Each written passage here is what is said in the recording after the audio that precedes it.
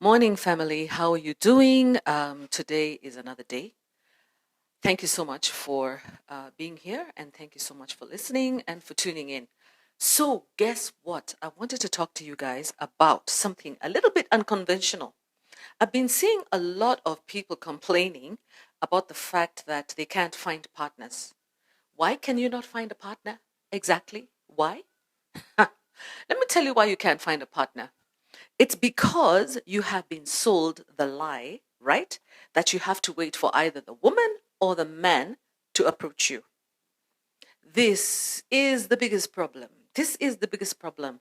Something somewhere, someone somewhere decided that they wanted to be in charge, and they are the ones who were going to be deciding whether or not you were going to get married or whether or not you were going to find a partner, and what was going to be appropriate and what was not going to be appropriate.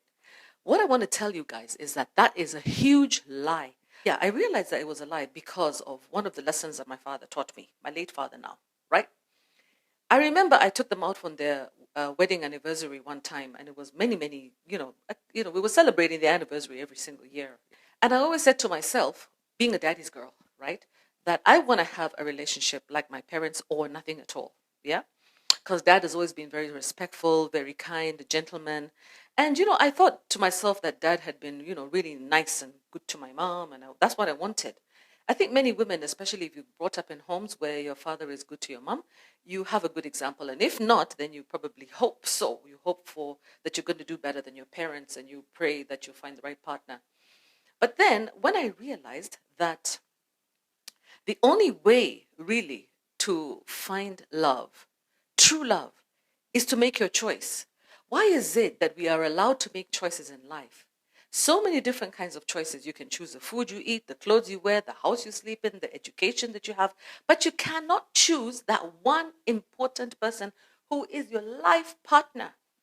Why do they make it a crime for you to say, I want to be with this guy and I don't want to be with that guy? Why is it that you cannot identify your person yourself?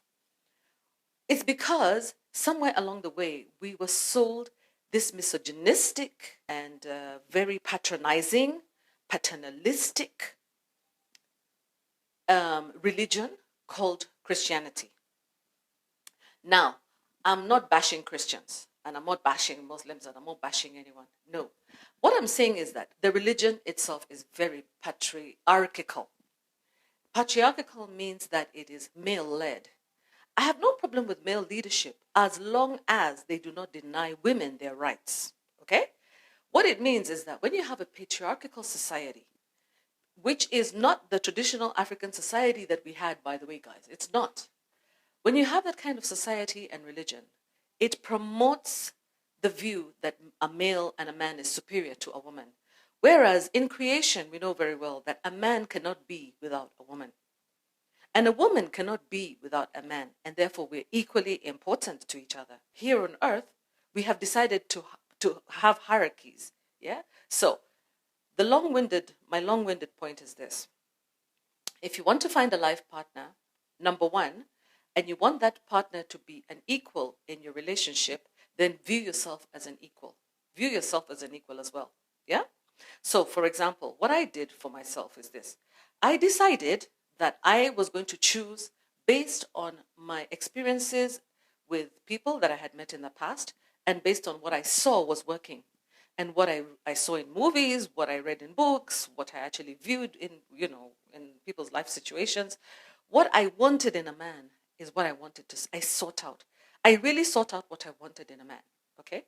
So this is how I did it. I remember my father told me, look, the only reason why you haven't found a partner is because it's not a priority in your life. So, okay, I wasn't very happy when he told me, but actually when I looked back, I thought and I said to myself, yeah, because I had decided that I was comfortable being an independent single mom, because I never imagined that I'd ever find a partner or a man who would want to be with me, a strong, independent woman. I didn't think so. But how wrong I was. I was so wrong. There are so many men, actually, who love a strong, independent woman. Mm? They love a strong, go-getter kind of woman. There is that type of man. And then there's the kind of man who doesn't want that, who wants a docile woman, A woman who will say yes to him and be quiet and stay in her place, whatever place that is that he decides. And there are women who are like that, who like a man who takes charge and where she doesn't really have to think much except just maybe just about things about the house, but not think about anything else outside there. But there are women also out there who want to pursue, who want to go get, who want to look for um, exciting, adventurous things to do outside. Yeah, business. We're all different. All of us are different, and none of us is superior to the other. So all I can say is find your type. To find your type, me, I knew very well that if I found a man who is really ambitious and go getter and all that, I thought I would be very very happy until I met him. And when I met him, I realized actually it doesn't work. Why? Because I'm a go getter, he's a go getter. None of us is prioritizing the other.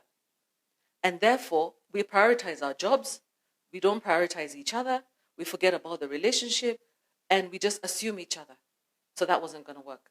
Now, till I decided, okay, what I'm going to look for is not a person in terms of his ambition. I'm going to look for somebody who shares the same values as me.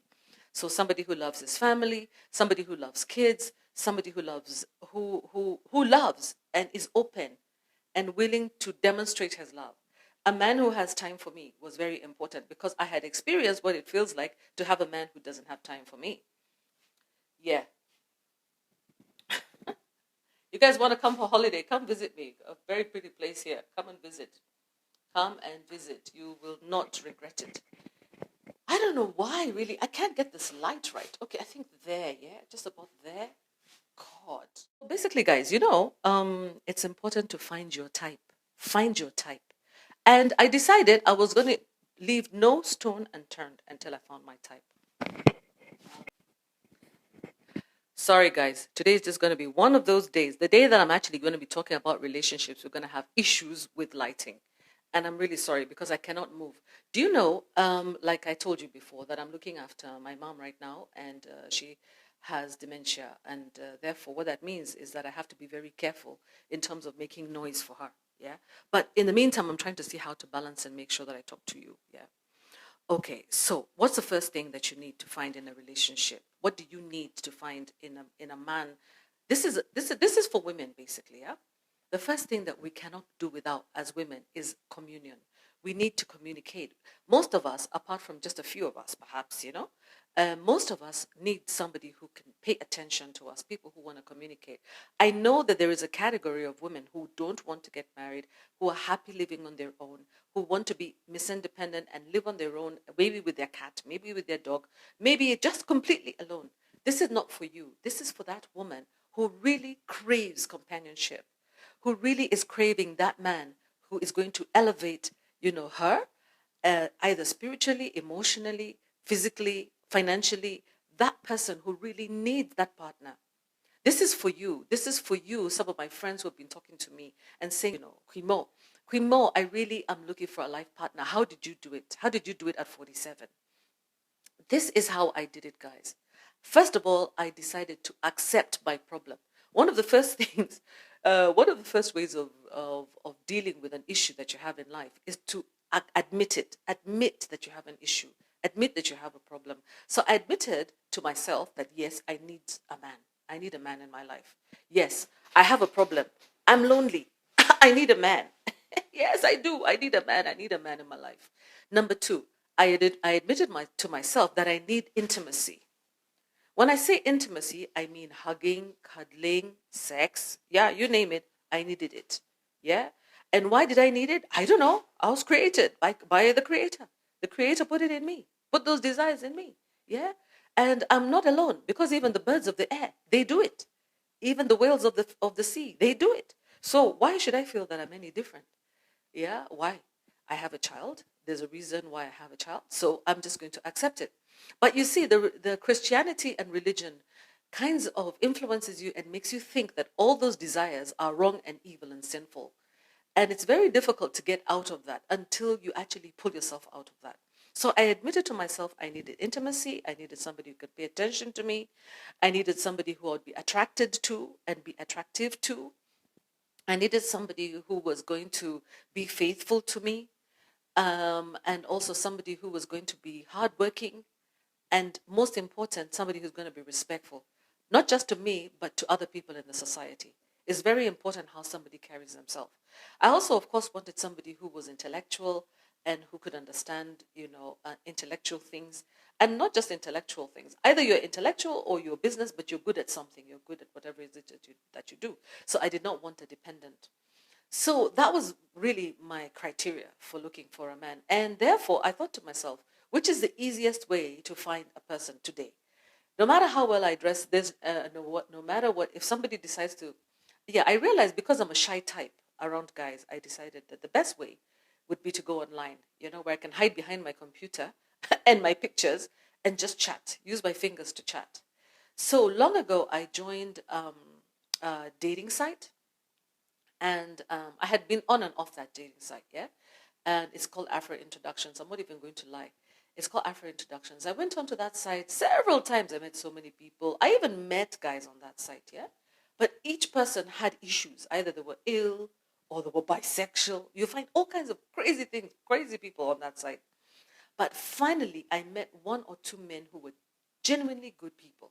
And I met my hubby on there, yeah? And the funny thing with my husband is that as soon as he met me, he got off. And me, it was different. I met him, but I was still on. I was still on that site. Why? Because I didn't have that much faith. But for him, he felt he had already found that person. And I could not believe that he went off, because he actually came on to look for a partner. Once he found the partner, he was done and he was gone. Yeah.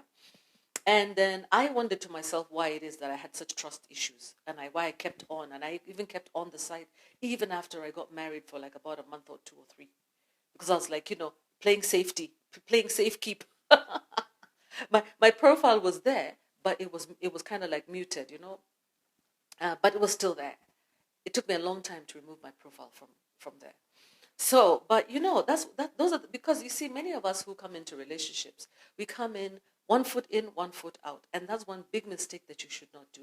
Once you get into a relationship, get into it with both feet. Get into it there, trust God, and believe that this is the right thing. And so that's how I found my life partner. Now, many people are not going to meet online. Many people don't want to meet online. And I don't even recommend that people meet online, really, if they don't have to. Yeah? It's a long-winded way to meet people. One of the best ways to meet people is if you see somebody that you like, or you interact with somebody and you actually like them. Even if you may be a bit nervous about how to project and how to flirt, because we don't know how to flirt. Many people don't even know how to flirt, especially women my age, 40s, 50s, 60s. Most of us were never taught that, actually, how to flirt. No, no, no, no. Yeah. So what happens is, one of the best ways to do it is write a little note, have a business card. Yeah. Give your business card to this person. Ask them to give you your business card back if it's a colleague or something like that. If it's not that in that particular context, let's say you happen to be out and you don't have your business cards, find a way to write your name and your contact and give it to that person. Make sure that person has your name and contact. Whether they have seen you or not, just make sure that you make the first move. Do not be afraid to make the first move, women. Do not. One of the best men I ever met in this world, I made the first move. Why? I found him at a restaurant, and I think I've talked about this before. I saw him at a restaurant. The way you just see somebody and you just feel, oh my God.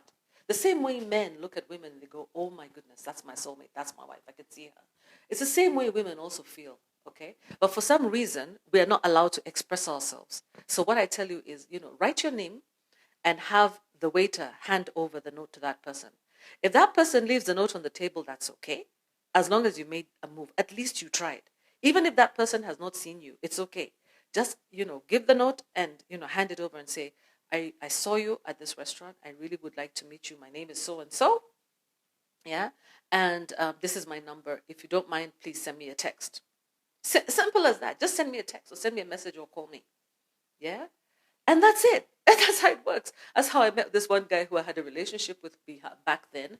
But unfortunately, because of my work, because it took me to a different country, we were separated a little early in our relationship, and he himself also left and went to a different country. So unfortunately, could not continue to be with one another. Yeah? But we're still friends today, just friends. And what I can tell you is that the person that I did meet finally fit me like a glove. The husband that I have right now, he may not fit what everybody would think to be the perfect husband for them, but he's perfect for me. Really, he is. And the more that I'm married to him, we're now married 10 plus years, almost going to 11 years next year. The more that I spend time with my husband, the more I realize what a good fit we are for each other.